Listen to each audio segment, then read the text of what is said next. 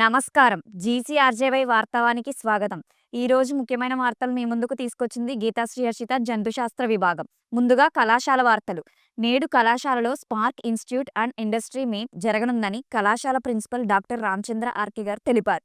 కళాశాలకు చెందిన పూర్వ విద్యార్థి Pavan Kumar NTPC assistant chemist ఉద్యోగానికి నియమితుడయ్యాడని కళాశాల ప్రిన్సిపల్ డాక్టర్ రామచంద్ర ఆర్కే తెలిపారు. రానున్న రోజుల్లో విద్యార్థులు మరిన్ని ఉద్యోగ అవకాశాలను పొందుకోవాలని కోరారు.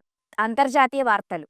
పాకిస్తాన్కు మరో కొత్త తలనొప్పి వచ్చి పడింది. ఇప్పటికే బలూచిస్తాన్ ప్రత్యేక దేశం కావాలంటూ అక్కడ యుద్ధం నెలకొనగా మరో దేశం కావాలంటూ ఇంకో ప్రాంతంలో ఉద్రిక్తతలు నెలకొంటున్నాయి.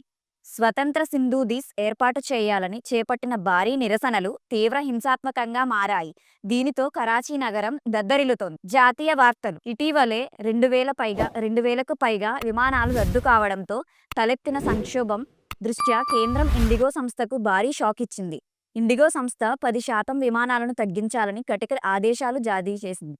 దీనితో రోజుకు 200 ఇండిగో విమానాలు నిలిచిపోనున్నాయి. అయినప్పటికీ అన్ని మార్గాల్లో తమ సర్వీసులను కొనసాగిస్తామని ఇండిగో ప్రకటించింది. రాష్ట్రీయ వార్తలు.